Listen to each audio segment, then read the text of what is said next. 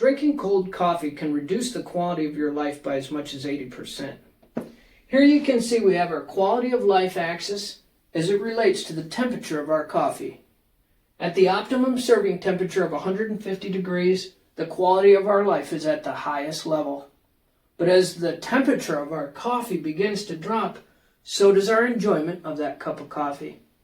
At around 50 degrees, we're starting to get into iced coffee territory.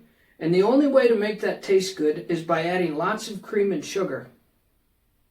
That's not even coffee anymore. This is a problem for ultralight backpackers, as many of them are now cold soaking their meals and have no way of heating up and enjoying a hot cup of coffee in the morning. Today we're going to fix that. I'm going to show you my ultralight backpacking stove setup so that you can have a hot cup of coffee on trail and maintain a high quality of life. This is my ultralight solid fuel cook system for ultralight backpacking. The total weight of the system, including the cup, the stove stand, and the windscreen, weighs 3.5 ounces, which is the same as an empty fuel canister. So you're carrying the weight of that canister no matter what, if it has fuel in it or not. Plus, you still need to have your cooking pot and your stove on top of that, so it's much heavier. My solid fuel cook system includes a Toaks titanium 450 milliliter ultralight cup. 450 milliliters is equal to 1.9 cups of water. If you look at most any backpacker's pantry or mountain house meal, you're always going to be under 2 cups of boiling water to rehydrate the meal.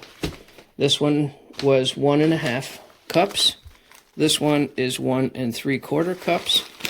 So I'm not actually cooking food inside my little cup. I'm just using it to boil water and to rehydrate the meal inside of the Mylar bag that the food comes in.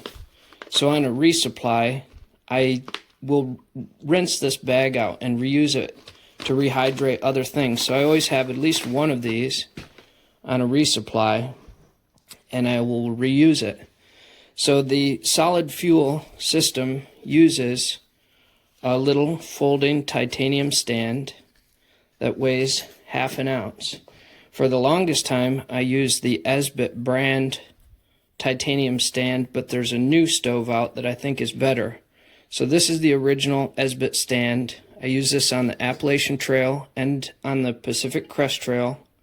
The only problem with this is you kind of have to bend the wings in order to get a stable contact on the bottom of a small cup like this. This new company called Kuvik, which you can buy on Amazon, has made their wings with a more substantial base for supporting the cup, which I think is better for these little cups. And it weighs the same, but it costs about half as much as the Esbit branded stove does. So that they've upped the price. This is double the price now. It's almost $30. This, I think, was $16, the Kuvik.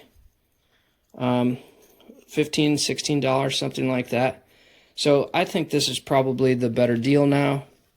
And also part of my system includes a windscreen that I made out of thick foil that you would get from like a throwaway cake pan from the store. So I've bent the edges kind of like a puzzle piece so that they will fit together, lock in. And I folded the edges over so that it wasn't sharp. And I got a little cutout for the handle. So when you have your stove, and I do believe that the windscreen is a necessary part of the system, because not only does it block the wind, it makes it much more efficient, as does having a lid on your pot. So I think you need that. So this is the kind of fuel that a stove like this uses. You don't have to buy Esbit brand, but this is the common fuel used for this type of stove. So this little platform here, they have these Esbit blocks that come in this packaging. These are the 14-gram blocks. They're bigger. You can see that they're scored. You can break them in half and then break them in quarters. The only problem is these the packaging has sharp edges. So if you were to put that into a Ziploc, I found that they'll poke through. So it's best to take all the blocks out of this packaging and put it directly in a Ziploc. So here's one that I've already broken. This is a half, and then these are 3.5 gram quarter blocks. These are really good for making hot coffee. If you want to bring 2 cups to a rolling boil to rehydrate a meal, you would use half a block. These are the smaller 4-gram blocks, and I usually just leave these ones in the box.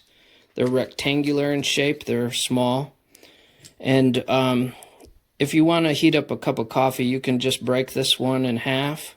If you want a rolling boil, 1.5 of these works pretty good. It kind of depends on your elevation and how cold the water is. But this is an ultralight cook system that works really well. It doesn't weigh you down, and it's worked really good for me through 2 through hikes.